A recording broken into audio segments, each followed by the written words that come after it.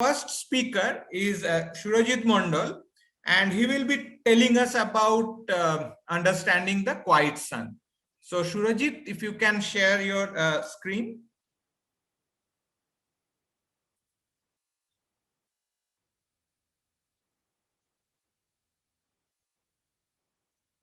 Yeah, please go ahead.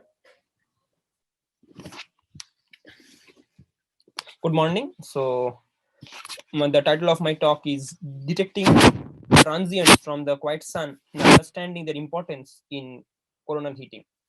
First of all, I will like to thank the organizers to give me the opportunity to present my work here. So first, I would like to start this talk by a brief introduction about the coronal heating system. So in this plot, the temperature has been plotted as a function of height above the photosphere. As we all know, the photosphere is the lowest layer of the solar atmosphere. That the temperature at the photosphere is about here is about 5,800 Kelvin. As the height increases, the temperature slowly drops, and once we reach the chromosphere, the temperature increases slightly and stays more or less constant and till we reach the transition region. The transition region is a very thin layer where the temperature increases more than an order of magnitude and reaches temperatures exceeding 10 to the power 5 Kelvin. Above that, the temperature rises smoothly and reaches about 1,000,000 Kelvin in the corona. It has been a challenge to understand how the solar corona maintains such a high temperature of 1,000,000 Kelvin when the photosphere, which is much closer than the corona to the center of the sun, where the energy is generated, is only at 5,800 Kelvin. Now, it is believed now that the energy is transported from the lower layers to the corona by the magnetic field. Now the question is, how does the magnetic field gets the energy in the first place? See, the magnetic field which permeates the solar corona is rooted in the convective zone. The convective zone is the layer just below the photosphere. Inside the convective zone, there are these violent churning motions of the plasma. The kinetic energy of the plasma is much higher than the magnetic field energy. Hence, when a fluid parcel moves in the convective zone due to its convective motions, it takes along with it the magnetic foot point which is rooted inside it. But this motion is not immediately transferred to higher parts of the field line located in the corona. This creates magnetic stresses.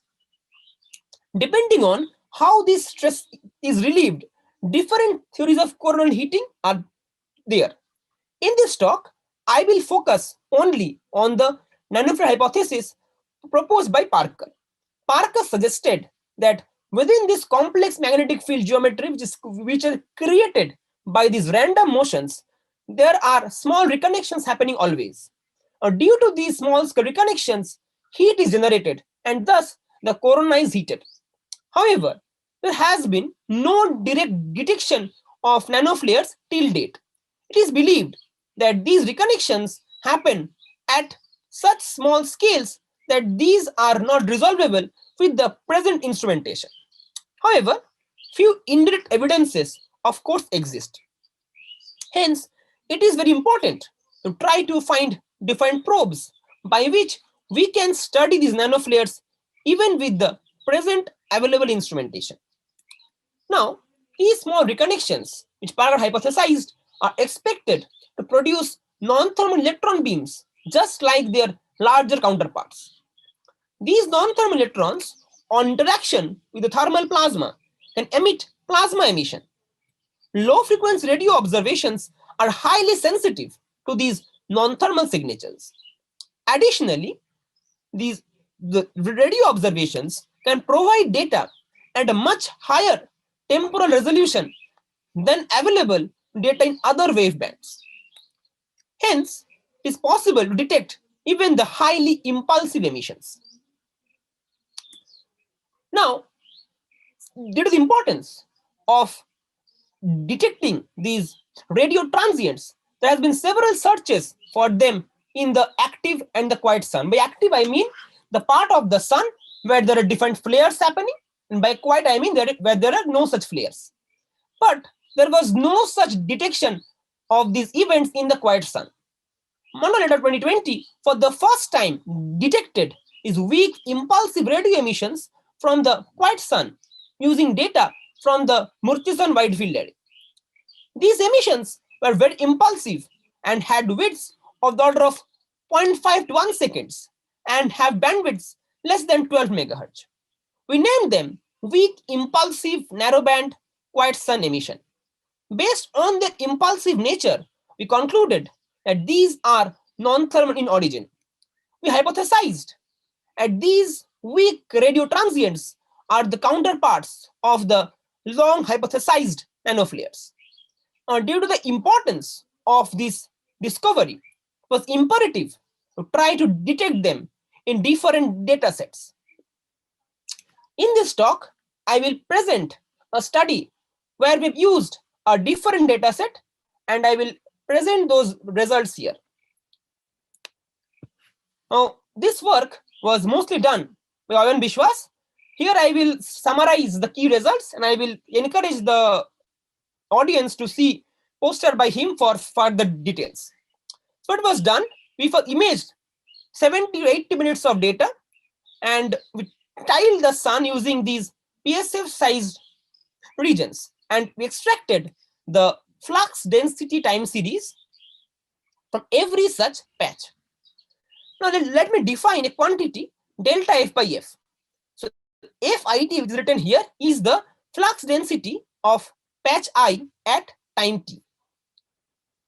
This average Fi is the median flux density of patch I, and I have combined all values of delta F by F for all times and all patches I to make this histogram. The only condition which we imposed was that this difference between FIT minus average Fi should be greater than 3 times the image RMS. So what we find here, that qualitatively this distribution can be well modeled by a log normal distribution, and we believe that this turnover is happening because we are complete till this region, and after that we are limited by our sensitivity and angular resolution.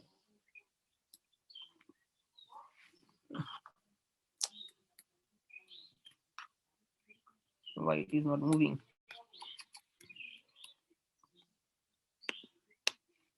We also find that, like what Mondal et al. 2020 had found, these events are highly impulsive in nature. In fact, most of the events have widths of the order of 0.5 second, which is equal to our instrument resolution. Hence, we hypothesize that if we can go to even finer time resolution, we might find even higher number of events. Now, a key necessary condition for these wings, which are to be important for coronal heating, is that these wings should be present throughout the quiet sun. To investigate that, if this is true or not, I have shown here the occurrence probability.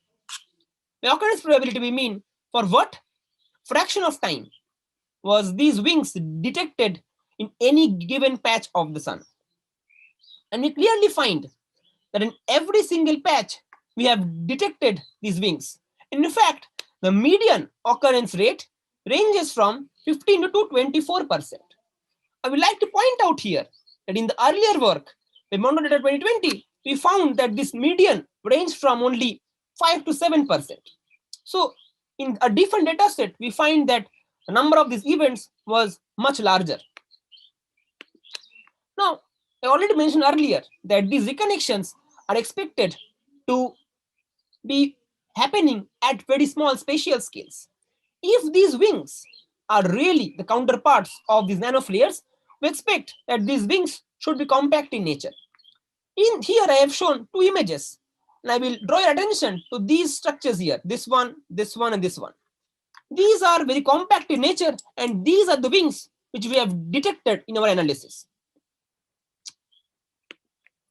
Now, although the radio observations are quite helpful in detecting the wings, it's very difficult to calculate the energy is deposited in the corona from the radio observation. On the other hand, it is the true quantity of interest. Hence, now I am trying to find the counterparts of these wings in the EUV and X-ray data. By UV, I mean extreme ultraviolet. Here, I have shown some preliminary results from that analysis. I would like to draw your attention to this figure here. Here, I have overlaid the radio contours on top of an EUV difference image. You see that the peak of the radio emission is very well matched with the peak of the UV emission here. In this figure, I have shown how the radio light curve varies with time and that is shown by these blue circles here, and by these dashed lines, I show how the UV flux varies at different filters. We find that the time variability is also well correlated. Now, with this evidence, Surajit, you have 2 minutes. Yeah, thank you. We believe that this is the EUV counterpart of this wing. We're also trying to identify the X-ray counterparts as well. Kumar in 2018 have found the presence of these X-ray transients from the quiet sun. The energy estimated was 10^25 ergs, is only an order of magnitude higher than the hypothesized nanoflares. To understand the relationship between these X-ray transients from the quiet sun and the identified wings, we have already identified data where both the MW and NuSTAR observed the quiet sun simultaneously. The analysis of that is in progress.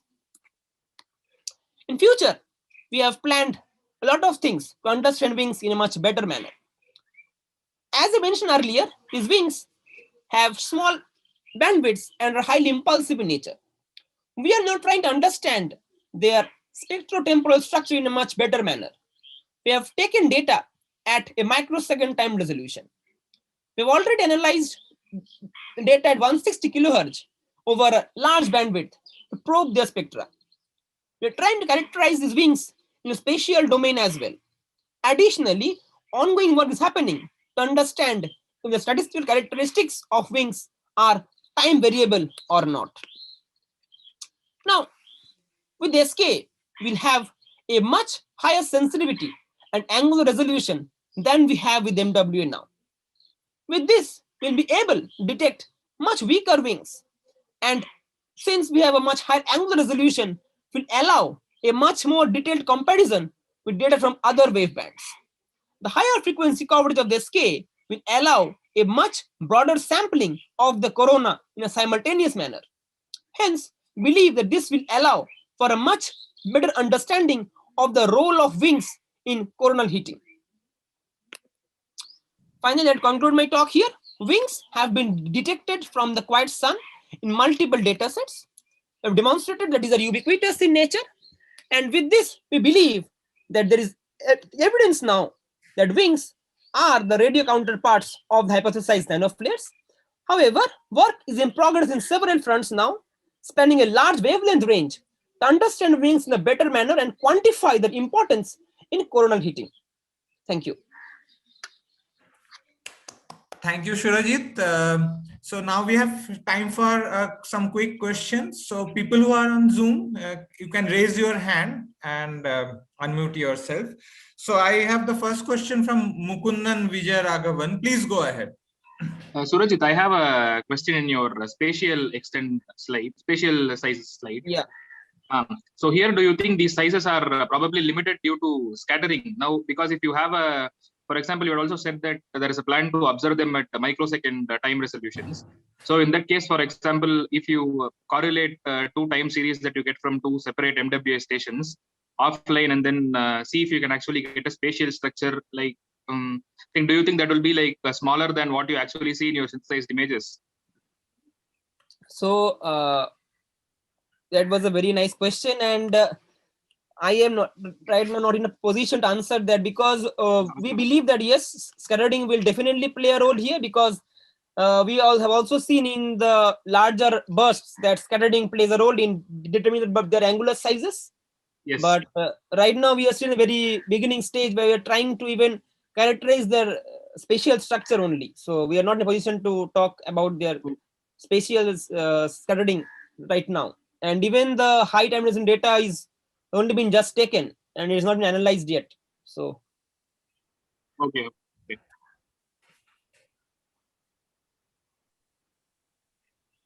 Okay. Are there any other questions? Okay. And another related question is how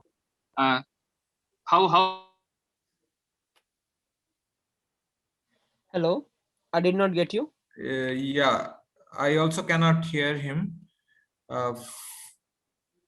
In any case, I mean, are there any other questions? Let's see.